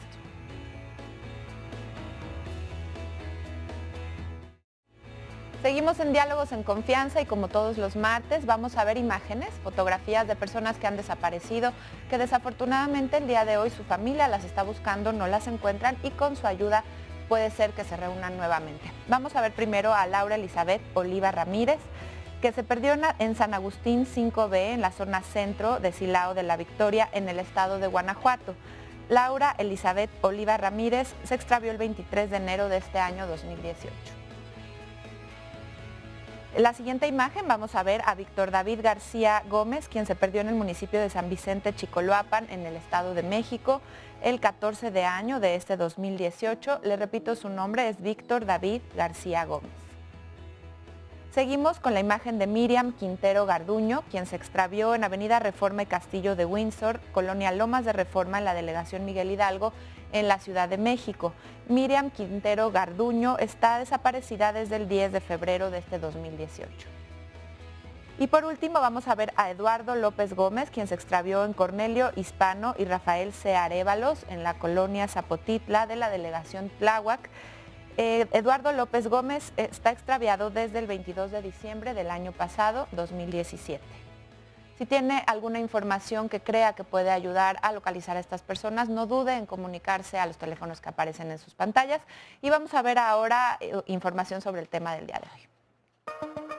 Neurofeedback está basado en tecnología y de lo que se trata es entrenar por un lado la actividad del cerebro y hay otra área que se llama biofeedback que también es entrenar las respuestas fisiológicas del cuerpo. Las técnicas de biofeedback y neurofeedback surgen gracias al desarrollo tecnológico y también surgen por la necesidad de desarrollar nuevos métodos para atender, por ejemplo, niños, adolescentes y adultos con diferentes problemas relacionados con la salud mental. Para el TDA puede ser una buena opción terapéutica porque muchos de estos niños que tienen TDA tienen también inmadurez neurológica y es ahí donde neurofeedback puede ayudar. Por ejemplo, si hacemos un electroencefalograma a estos chiquitos y vemos que hay alguna partecita de su cerebro que no está funcionando de manera adecuada, podemos colocar ahí un sensor y registrar su actividad eléctrica cerebral y cada vez que su cerebro produzca una actividad buena, o sea, frecuencias buenas, la computadora le está indicando a él que ahí está produciendo la frecuencia y es ahí donde empieza el tratamiento de neurofeedback. Neurofeedback quiere decir retroalimentación neuronal. Entonces, para poder retroalimentar a la persona se requiere de tecnología. Cuando hablamos de biofeedback es la misma tecnología, pero es para entrenar el cuerpo. cuerpo. Por ejemplo, cuando estamos muy estresados, nuestro corazón late más rápido, nuestras manos se ponen frías, hay sudoración, de tal forma que se pueden poner también sensores en los dedos para medir la frecuencia cardíaca o la respuesta psicogalvánica de la piel, y al estar midiendo estos elementos a través de la computadora, uno puede empezar a relajarlos. Generalmente, para hacer un buen tratamiento de neurofeedback, se requiere en primer lugar hacer un buen electroencefalograma. Y una vez que ya tenemos bien la información, es en donde con todo cuidado ponemos los electrodos y entrenar el cerebro. Es muy importante entender que neurofeedback no es la panacea, ni biofeedback, no es únicamente el tratamiento que se les debe de dar a estos niños, sino que es una herramienta más de lo que generalmente se hace. Muchísimas gracias por esta información, una herramienta más. Y nos quedábamos hace ratito leyendo sobre una persona que dice que el diagnóstico es provocado por los papás, provocado por la escuela y quien lo diagnostica. Un niño necesita atención por parte de los papás, necesitan límites acorde a su edad, necesitan disciplina, moverse, explorar el mundo, y dice que no está de acuerdo en que, bueno, dice, un niño no pone atención porque en casa hay problemas, porque lo molestan. Un niño puede ser hiperactivo porque necesita correr antes de sacar esta intensa energía. Bueno, en definitiva no está de acuerdo, dice. Pero aquí sí es importante distinguir porque también muchas llamadas están en relación a etapas que el niño ha enfrentado difíciles en su casa. Si bien es cierto, los niños tienen alguna vez problemas, pueden llegar a tener periodos de cansancio o estar malnutridos, etcétera. Pero todo esto no significa que sea TDA, ni tampoco significa que los papás que hoy aquí están, yo veo puros papás presentes, preocupados, al pendiente de sus hijos, tuviéramos la responsabilidad o la culpa, porque hay mucha culpa también del diagnóstico de nuestro hijo. Claro.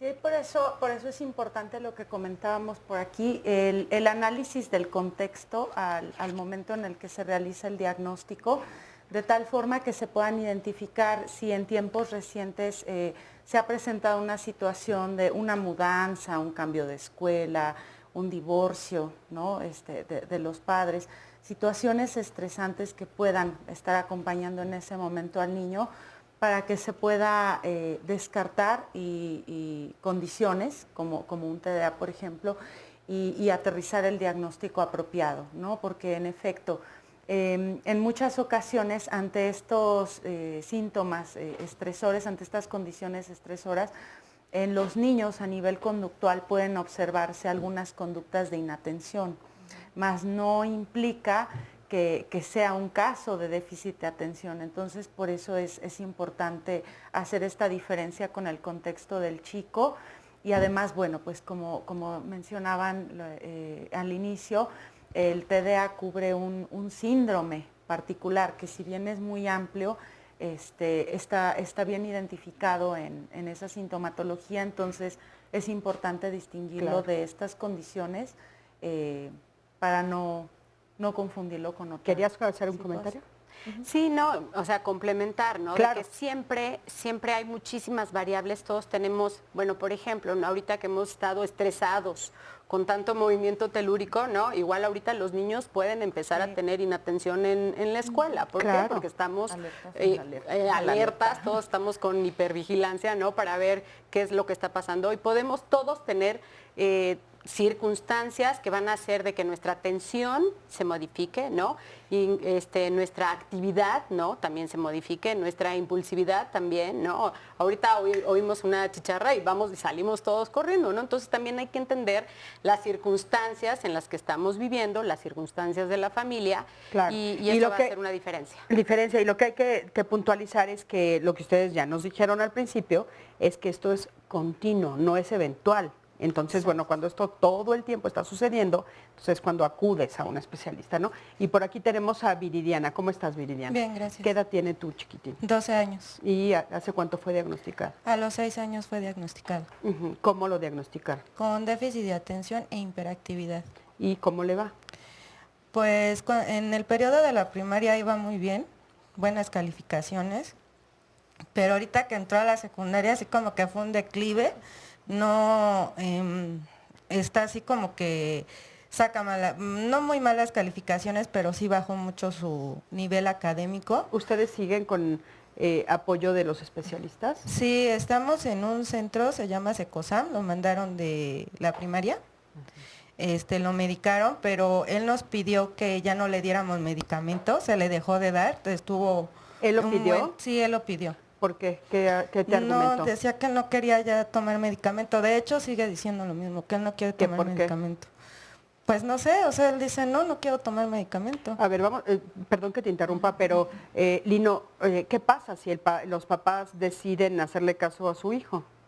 Si deciden hacerle caso a su hijo, la opinión del hijo también es bien importante y lo que se tiene que hacer es explorar un poquito cuáles son los motivos por los cuales no quiere continuar el medicamento, porque pueden ser varios.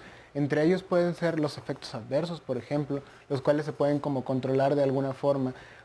Otros pueden ser como el estigma que hay hacia la toma de medicamentos, el que por ejemplo en la escuela le estén diciendo que está loco porque toma medicamentos o situaciones por el estilo, y eso realmente platicando y llegando a acuerdos es como se puede como reparar un poquito esa situación, porque al final él tiene que hacer algo para mejorar, y si no está logrando mejorar en la escuela, una ayuda le podría venir bien. Entonces ya cuando son más bien como adolescentes, lo que tratamos de hacer es un compromiso directamente con ellos. O sea, no ya salirnos de la dinámica en la cual el papá es el que le da el medicamento y te lo tomas porque te lo tomas. No, realmente mostrarle cuáles van a ser los beneficios del medicamento, hacer pruebas de nueva cuenta para que él vea los beneficios y se dé cuenta de que realmente le puede ayudar mucho con efectos adversos que podrían estar muy controlados, incluso podrían no llegarlos a presentar.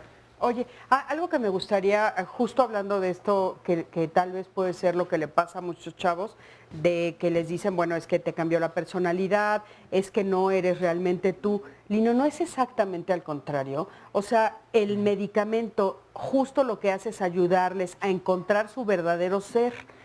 De alguna forma, lo que estamos viendo sí puede ser observado como un cambio en la conducta del niño, ¿no? Es un niño que de repente era muy expansivo, entonces hacía ruidos de repente a mitad de la clase y a todo el mundo hacía reír, y ahora no hace ruido, está atento y ya no hace reír a los demás. Eso en un medio social se observa y se siente al fin y al cabo.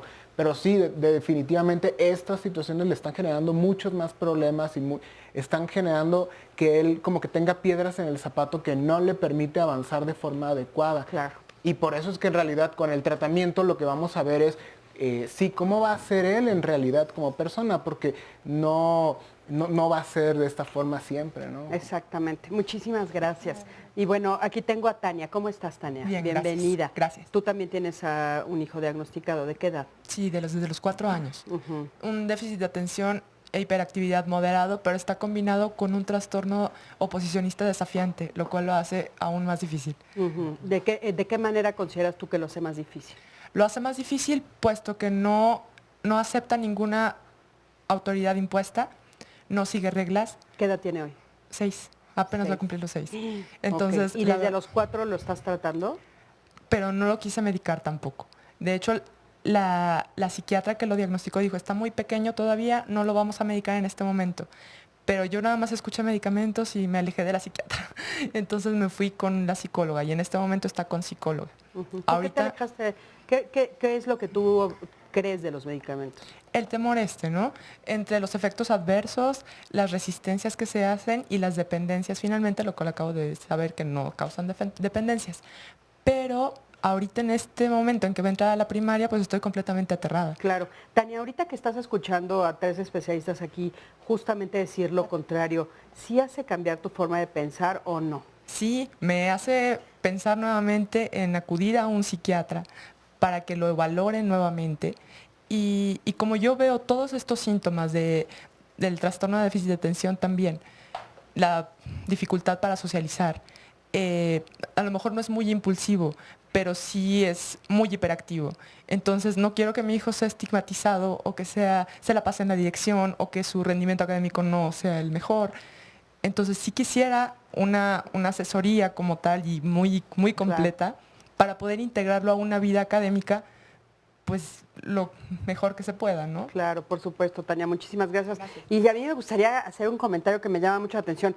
Creo que sí es importante saber que no todos los niños necesitan el medicamento. Pero cuando ya han sido diagnosticados, y es una de las sugerencias, y te dicen que va a ser mejor para ellos, a mí me llama mucha la atención esta resistencia de los papás, porque yo les preguntaría a esos papás, por ejemplo, si te dicen que tu hijo necesita una medicina para el corazón, ¿no se la das? Aunque la va a necesitar toda la vida, y entonces se va a convertir, o sea, que necesita una medicina para el corazón toda la vida, se va a convertir en adicto a esa medicina, pues sí, la necesita para toda la vida, pero ahí no repelamos, ¿no? Ahí nos quedamos calladitos. Pero cuando se trata de una medicina para el cerebro, que también es un órgano, ahí sí repelamos. Es muy chistoso, sería algo que tendríamos que cuestionarnos como seres humanos cuando sí realmente se necesita, no siempre, no todo el tiempo, ¿no? Pero imagínate que llega alguien del corazón y le dices, pues únete a los optimistas y tu corazón va a latir, ¿no? Me van a decir que si estás loca, me voy a morir de un ataque al corazón. Pues lo mismo pasa, tal vez no se mueren de que se caigan muertos, pero tal vez se mueren en vida, porque entonces socialmente los alejan, sufren muchísimo, en la escuela les va fatal, o sea, hay muchas reacciones que son muy duras en la vida y que no las tomamos en cuenta, creo, es mi opinión muy, muy personal, no tiene nada que ver con Canal 11, que es mía, es personal, por favor. Yo coincido, Cristina, también coincido contigo y sí. Quiero leerles acá un comentario porque si bien en cuanto a tratamiento, ya estamos abordando el tratamiento, hay muchas posibilidades, es importante que todos los especialistas en diferentes áreas sepan qué hacer, mamás, familia y gente que tiene alguna profesión. Lo digo porque hay una llamada en donde también los maestros tienen que ver. Dice que su hija cuando iba al kinder le decían que era distraída y que no tenía un problema de aprendizaje, pero ahorita ha tenido muchos problemas. La maestra la castiga, no la deja salir al recreo para que se quede a trabajar y entonces dice que, bueno, no la deja comer. Y por este castigo, imagínense una chiquita que tuviera hiperactividad y que la dejen encerrada, o sea, contrario al tratamiento que se podría establecer y claro, que le resultara, a ella la están dejando encerrada y dice, al momento de hacer tareas noto que sí es más lenta, hay que estarle insistiendo en que no se distraiga, que continúe y dice, ¿qué me recomiendan o cómo me podrían orientar los invitados al panel para que la maestra no la esté regañando todo el tiempo? Porque además con todos esos regaños se distrae. Ay, sí, por Dios. Entonces el tratamiento abarca tantas áreas y es bien importante determinar esto, sí. Bueno, hay que reconocer que el tratamiento es el que se denomina multimodal. Exacto. Y decirlo multimodal significa tanto la participación de los diferentes especialistas que tienen que estar alrededor del niño, ¿no? El psicólogo, el maestro, los papás, el médico, pero también hay que reconocer que el tratamiento farmacológico, solamente dado el tratamiento farmacológico, puede tener hasta un 60%, 70% de mejora en los mejores casos. Pero cuando además tú le sumas al tratamiento farmacológico psicoterapia y psicoeducación de los padres, vas a tener un 95% de resultado positivo. Imagínense. Si solamente das terapia psicológica, solamente vas a tener un 30 o un 40% de ganancia. Si solamente los papás son los que trabajan y no tiene apoyo psicológico, ni apoyo del docente, ni tratamiento farmacológico, vas a tener un 20 o a un 30% de mejora. Entonces, sería, perdón que lo diga, pero sería muy, muy tonto no aceptar que cuando tienes a la mano la posibilidad de llegarle al 95% de éxito, no vayas por él. Claro. ¿No? Ahora, esa es una situación importante. Otra, por supuesto, que la capacitación de los docentes es fundamental. Es más, siendo un problema de salud mental, donde más se vive es en la escuela. Entonces, tu principal aliado es el docente de la escuela. Y generalmente es el que te empieza a detectar. Pero algo que yo observo aquí importante de todos los papás es que todos llegaron sin nada de información al consultorio y recibieron información desde el médico para el tratamiento, pero no recibieron su psicoeducación. Yo creo que hace falta esa parte para que cuando lleguen a los consultorios, tanto de terapia psicológica como del especialista, haya más información que les permita avanzar más rápido y todo. Normalmente queremos que a nuestro niño nos lo rescaten rápido y nos descuidamos nosotros. Los padres somos muy dados a abandonarnos por nuestros hijos. Qué importante lo que estás diciendo, vamos a ir a un corte, pero sí que sea, como dices tú, multimodal y que aparte sea un tratamiento a nivel de toda la familia. Vamos a un corte, estamos en Diálogos en Confianza, quédate con nosotros.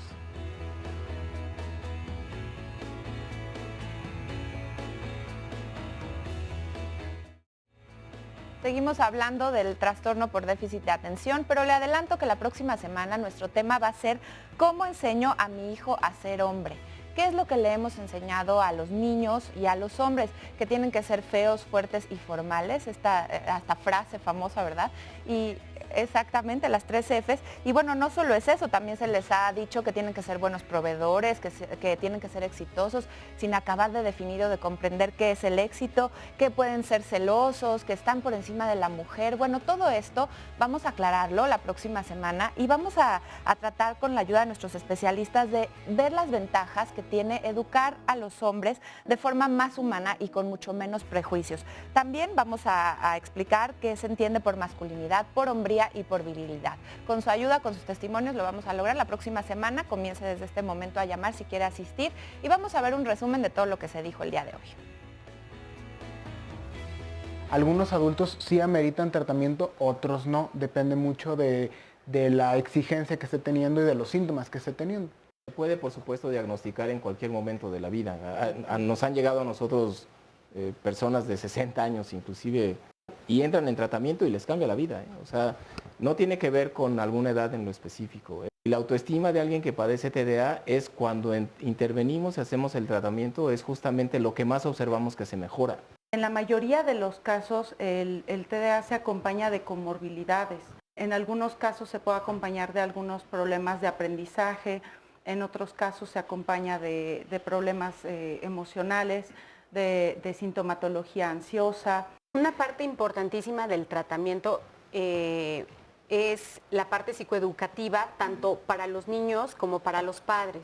En términos de los padres, lo que hacemos es como una reingeniería, es volver a revisar todas las reglas de cómo las aplicaban. Cuando ya llegan a consulta es porque los padres ya están rebasados, ya utilizaron toda la artillería y todas las estrategias y todo lo que pudieron haber encontrado en el camino y no les ha funcionado. La parte psicoeducativa es de tanto trabajar a los niños, ¿no?, como trabajar a los padres. El diagnóstico va en el sentido de entender qué tenemos, ¿sí?, y entender cuál va a ser el camino que vamos a seguir. No hay como tal una tolerancia al medicamento y no hay como tal abstinencia al medicamento. Son medicamentos que no pueden generar como tal una adicción. Lo que sí hay son efectos adversos y los efectos adversos pueden llevar en algunos casos, cuando no son bien controlados, a situaciones a largo plazo. La parte de la terapia cognitivo-conductual es importantísima porque es finalmente la que nos va a dar las pautas para que el niño pueda aprender todas estas estrategias de autorregulación. Ya estamos al final, muchísimas gracias. Y bueno, con nosotros tenemos aquí a Elena. Elena, ¿cómo estás? Bien, gracias. Tú tienes un hijo de 12 años. Así es. ¿Y está diagnosticado desde qué edad? Bueno, diagnosticado desde los 4 años que ingresó al kinder, las maestras siempre nos decían que era muy hiperactivo, impulsivo, incapaz de mantenerse sentado, pegaba. ¿Acudieron con algún especialista? Sí, acudimos con la psicóloga, pero nos dijo que era muy pequeño para ser diagnosticado, que esperábamos más tiempo. ¿Cuándo fue diagnosticado? A los 6 años, cuando él ingresó a la primaria, fue cuando se desbordó todo, porque igualmente pegaba, no ponía atención, cuadernos en limpio, si ponía la fecha era mucho. ¿Ayudó todo lo que ustedes hicieron por él? Sí. ¿Él dejó de pegar? ¿Dejó de tener los cuernos sucios? Actualmente sí, actualmente estuvo muchísimo el tiempo con la tradea, estuvo muchísimo tiempo con estaterra, le quitamos la estaterra porque en algún momento hizo lo que el neuro nos dijo, un efecto paradójico, que lejos de tranquilizarlo o que le ayudara más a concentrar, se volvió más agresivo, mucho menos ponía atención, entonces se quedó únicamente con tradea, que es el metilfenidato de 10 miligramos, y la psicóloga nos dijo que lo complementáramos con omega 3, porque como él fue un niño prematuro, nos decían que la parte límbica no había madurado y que el omega 3 les iba a ayudar muchísimo. Y bueno, creo que sí nos resultó. Mucho tiempo ha tomado el omega 3, actualmente él cursa primero de secundaria, ya Ahora, no toma la tradea. Me dijiste que dejó la tradea porque él decidió dejarla. Él decidió porque... Y ustedes dijeron que sí. Efectivamente, él siempre ha sido un niño decisivo, porque él en 2 ocasiones vio que 2 madres, lo cambiamos 4 veces de escuela para empezar, él vio en 2 ocasiones que dos madres de familia, incluyendo un padre, llegaron a agredirme afuera de la escuela, porque ya estaban cansados de que mi hijo les pegara.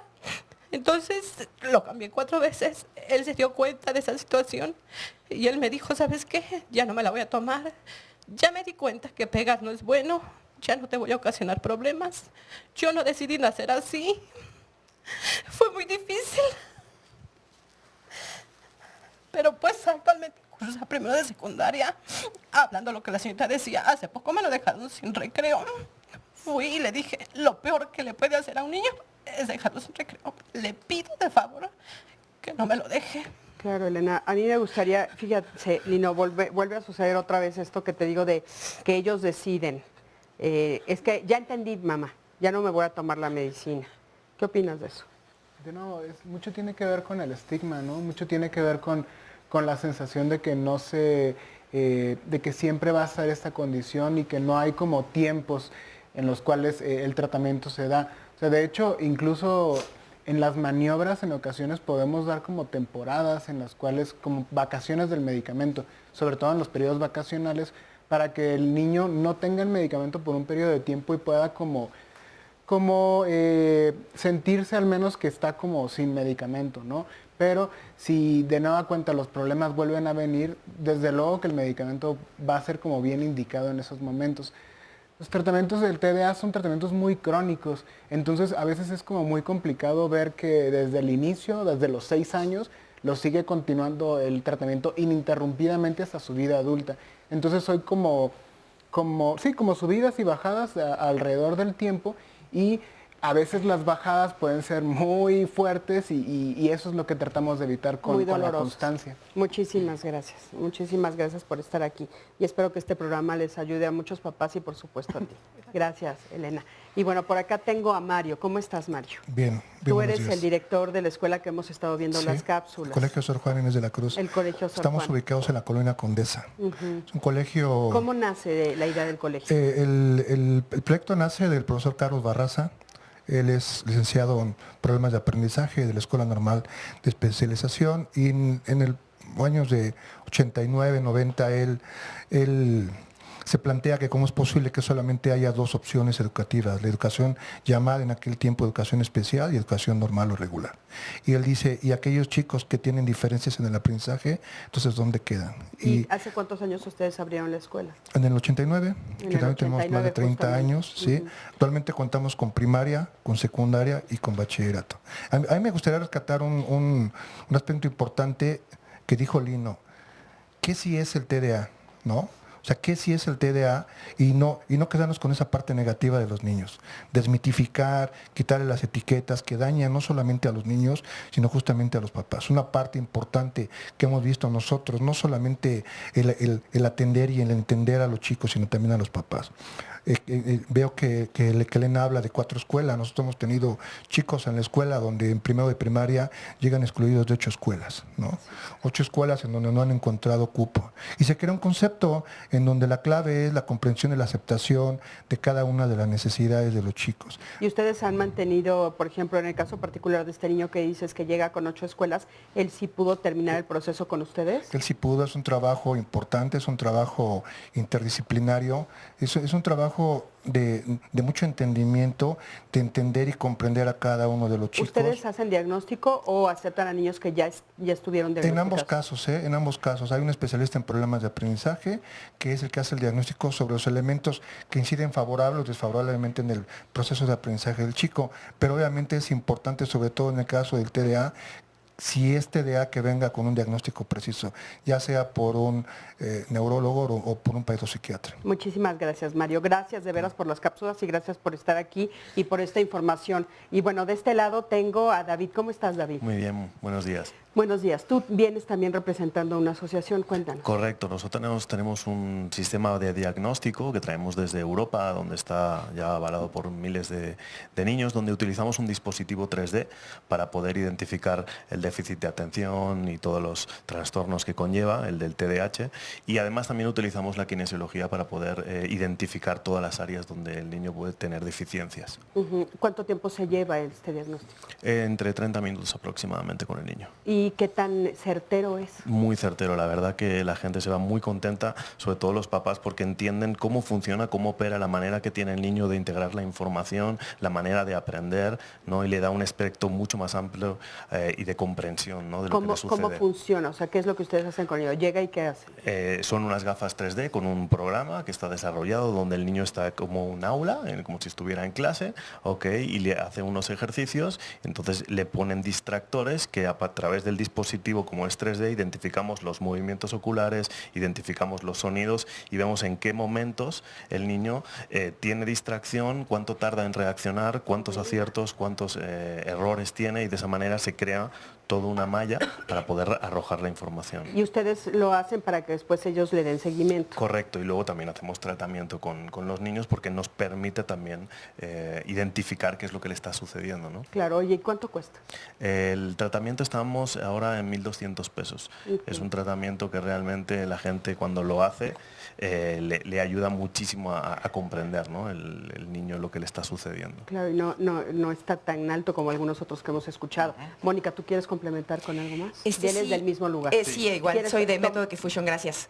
Es bien importante también marcar otra distinción, ¿no?, que hay dentro del espectro TDA o no TDA con la impulsividad. Entonces, este dispositivo nos permite medir los diferentes parámetros que han mencionado los especialistas, que es la impulsividad, la hiperactividad, la inatención, y los tiempos de respuesta, ¿ok? Entonces también es importante comprender en el aspecto pedagógico que estos factores pueden alterar la capacidad cognitiva del niño, es decir, ahorita en el auditorio estamos todos sentados prestando atención focalizada, pero esto no es un indicativo de que todos estamos integrando la información. Claro. Entonces la parte de la kinesiología nos permite detectar en otros parámetros, como has mencionado tú repetidamente, del ser, si están contribuyendo a esta atención o no, o si están potenciando este diagnóstico y o estas características de inatención, de hiperactividad o de impulsividad del niño. Pueden ser químicos, emocionales,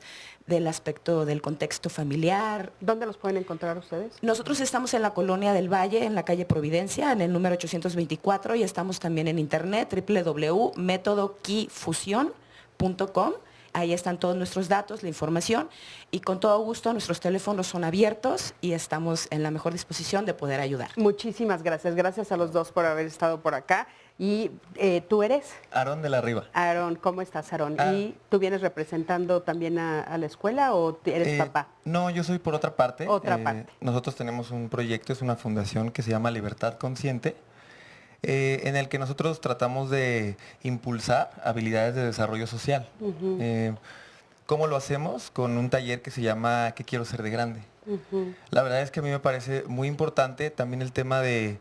Es como un proyecto de vida. Exacto. Los ayudan a formar proyectos de vida. ¿A partir de qué edad? A partir de los 12 años y puede ser hasta universidad, pero la verdad es que a mí me parece muy interesante el tipo de personalidad. ¿Sabes? En este taller es lo que damos, porque cuando tú entiendes tu tipo de personalidad, pues va más allá de, porque al final te pueden diagnosticar, pero aparte tienes ciertos factores, ¿no? En la ¿Ustedes personalidad. han atendido a niños con trastorno con déficit de atención? Mira, no nos centralizamos, pero al final damos conferencias para más de 1,000 niños. Entonces estamos en varias escuelas, esto es totalmente gratuito, pero estamos con más de 1,000 niños que al final lo que yo veo es que pues, no están diagnosticados. Son muchos que ni siquiera les ponen atención los papás. Entonces, lo que sí vemos es que en las primeras sesiones todos hablan muchísimo y todos están así de como locos, ¿no? Y les empiezas a hablar de su personalidad y se empiezan a sentir identificados y es, claro, otro ambiente. Es abrir otra puerta. Muchísimas gracias.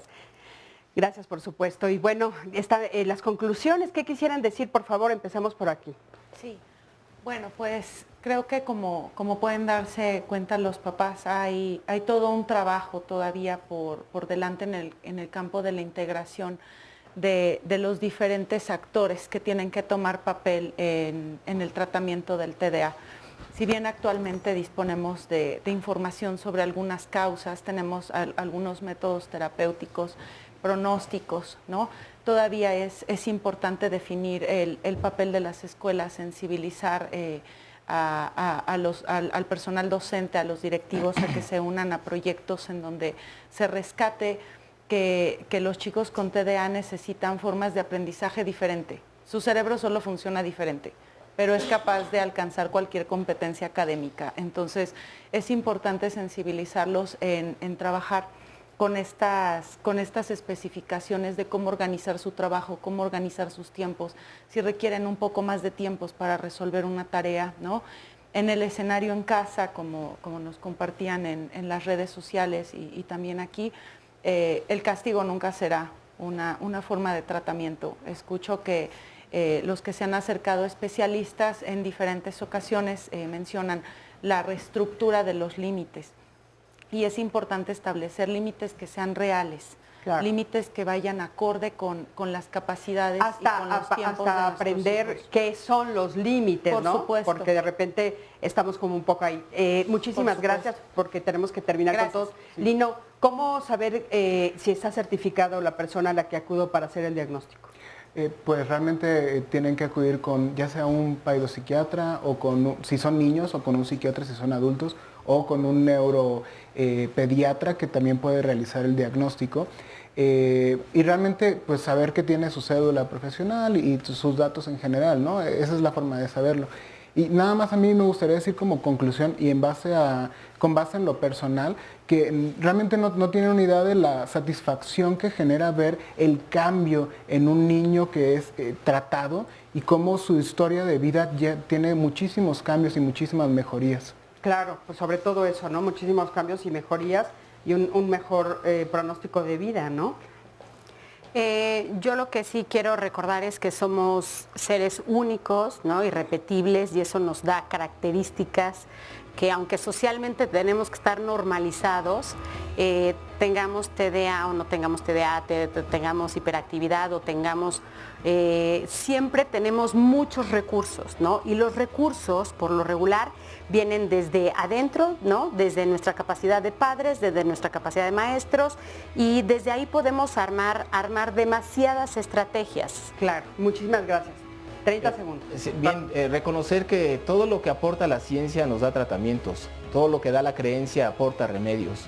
Yo le apostaría más a la ciencia y a los tratamientos, y en el proyecto Da Eso brindamos información científica para los padres que creo que les va a quitar mucho el peso de encima de las dudas que tienen. Muchísimas gracias. Gracias a los cuatro. Gracias a ti que siempre estás del otro lado de la pantalla. Gracias a Sandy. Gracias a todos ustedes. Yo soy Cristina Jáuregui y nos vemos la próxima semana aquí en Diálogos en Confianza. Hasta luego.